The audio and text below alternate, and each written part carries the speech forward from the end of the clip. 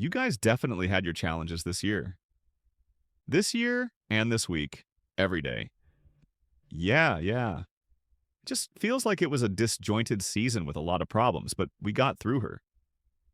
The Gold Rush Season 15 finale was a full blown emotional roller coaster with engines roaring, dreams on the line, and trust us, what went down in that nearly 2 hour showdown was pure gold drama. Let's break it down, minor by minor, starting with a comeback story that hit everyone right in the feels. Winter had settled into the Yukon like a heavy blanket, and with every degree dropping, the pressure went up for Rick Ness. This season was personal. After being away from the game for over a year, he returned with just 7 crew members, a whole lot of heart, and even more to prove. Things didn't exactly start off smooth. His water license was still stuck in limbo, and time was slipping fast, but that didn't stop him. With the freezing cold creeping in, Rick and his team ran their plant 24/7, determined to make every second count. Then disaster struck. The belt on their monster red shaker deck snapped. That could have ended it right there. But mechanic Ryan Kent wasn't about to give up. He got creative, drilled makeshift holes, rigged a clip, and somehow kept the whole machine alive. Just when it looked like they were back in the game, boom. Another problem. A water line under the wash pad started leaking, and this one stopped everything in its tracks. After checking the damage, Rick had to make the tough call. It was time to shut down the site. The team was crushed. Morale was low. But Rick had one final move left, the last gold way. At first, the numbers weren't great, just 110.79 ounces on the scale. But then came the twist. Rick pulled out not one, but 2 hidden gold canisters. One had 200 ounces, the other 100. The total haul was a stunning 411 ounces, worth more than $1.1 million.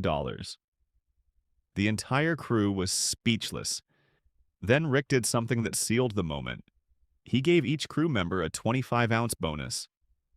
That's $50,000 a pop. It wasn't just about the money, it was about the bond they built together. And Rick made a promise.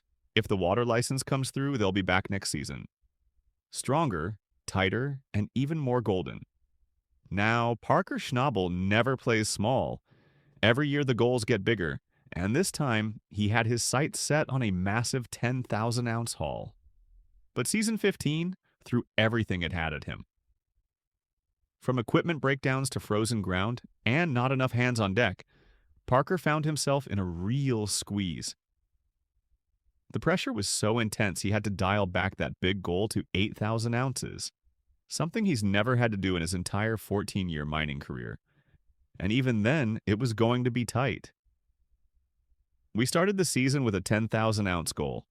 We brought it down to an 8,000 goal, and we're nowhere close. But in 14 years of mining, we've never set a goal and not hit it. With the clock ticking and winter closing in, Parker pulled off a bold last-minute move. He rolled the dice on a new claim, Gold Run. Veteran miner Tyson Lee had just cleared a solid 1-acre cut there, and Parker wasn't going to let it go to waste. To handle the dirt fast, he brought in the Rock Gobbler, a classic old-school shaker deck that's been around the block, but still gets the job done. Meanwhile, Parker's right-hand man, Chris Dumit, dialed in the sluicing system like a total pro. But even with the adjustments, the challenges kept piling up. The conveyor belts jammed, rocks had to be shoveled out by hand, and the frost threatened to freeze everything in place. That didn't stop Parker. He jumped into the cab of his D10 dozer and bulldozed through the icy ground himself. Nothing was going to be left on the table. Finally, it was time for the big moment, the gold way. Parker had 3 wash plants running, and every ounce counted. First up was the bridge cut, where Big Red's successor, now nicknamed Bob, had been running full throttle.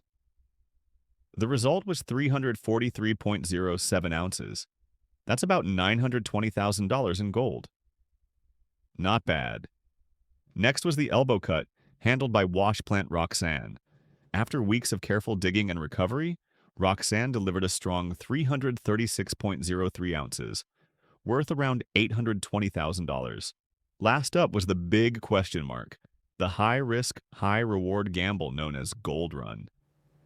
This was where Parker had pinned his final hopes, tossing everything he had into one last desperate play. The rock gobbler had just started chewing through dirt from a newly cleared area, and even though operations were still fresh, the results were surprisingly solid. The plant churned out 99.20 ounces, pulling in around $266,000 worth of gold. It wasn't the miracle Parker needed, but it was a decent haul considering how late the game was.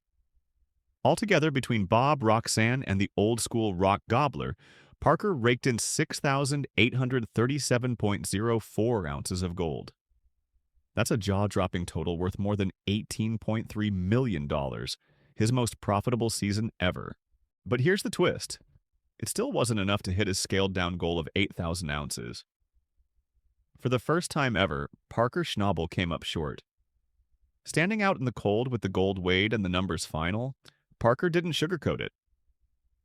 "I'm not proud of it," he admitted. "I let this happen. It won't happen again." Despite the sting, this season felt more like a setup than a setback. With new ground explored and a ton of valuable lessons under his belt, Season 16 is already shaping up to be his redemption arc, and maybe even his most impressive season yet. While Parker was grinding through the snow, Tony Beets was doing what he does best, building a mining dynasty with pure horsepower and a whole lot of family muscle. This season, Tony came into the finale riding high. He had multiple wash plants humming across both Indian River and Paradise Hill, and for the first time in what felt like forever, his entire family was back on the ground and working together. Tony's daughter, Monica Beets, took on a leading role this season with remarkable determination and skill. She was in charge of a brand new wash plant called Herald, a machine specifically designed to tackle a difficult but potentially rewarding task: recovering gold from old tailings left behind by the original miners decades ago. These tailings were piles of dirt and rock that had already been processed once, which meant they were often overlooked or dismissed as being worthless. But Monica saw opportunity where others had seen waste. She understood that the technology used by the original miners wasn't nearly as efficient as what modern operations could offer. With the right equipment and enough persistence, she believed there was still valuable gold hiding in those discarded mounds. Her initiative wasn't just about gold, it was also about legacy. As the next generation of the Beets family, Monica was proving herself not just as Tony Beets' daughter, but as a capable and forward-thinking miner in her own right. The Herald wash plant quickly became the centerpiece of her operation. From overseeing its setup to fine-tuning its performance, Monica was hands-on every step of the way. She managed her team with focus and intensity, ensuring that the plant ran efficiently and consistently. And despite the odds, her efforts began to pay off. As the gold started showing up in the sluice box, it became clear that the tailings still held treasure, and Monica was the one who figured out how to extract it. Meanwhile, Tony's cousin Mike Beets was running point at Indian River, another crucial mining site in the family's sprawling operation. Mike brought a cool-headed, practical approach to the high-stakes world of gold mining. He was in charge of keeping everything running smoothly in a location known for both its gold-rich ground and its unpredictable conditions. Whether it was managing heavy equipment, troubleshooting problems with wash plants, or keeping the crew motivated, Mike handled it all with quiet competence. His experience and steady presence made Indian River one of the most productive arms of the Beets family empire this season.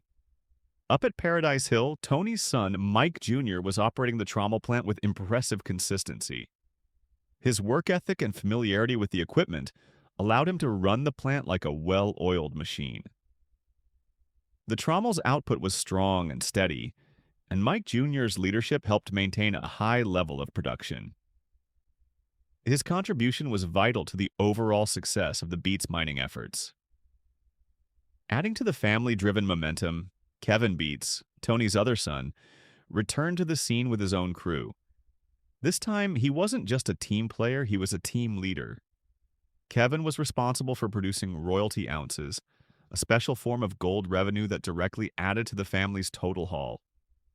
His leadership marked a turning point in his mining career as he transitioned from learning under his father to proving himself as an independent operator, making significant contributions to the family's most successful season to date. Everything was going smoothly until, of course, a massive water pipe burst. A loader accidentally clipped the line, spraying water everywhere and threatening to bring things to a halt. But Cousin Mike didn't blink. He jumped in, slapped a collar on the damaged pipe, patched it up, and had everyone back sluicing in no time. Crisis averted. Beet style. Finally, it was time for the family to come together and weigh the season's results. Spirits were high, and the first weigh-in didn't disappoint.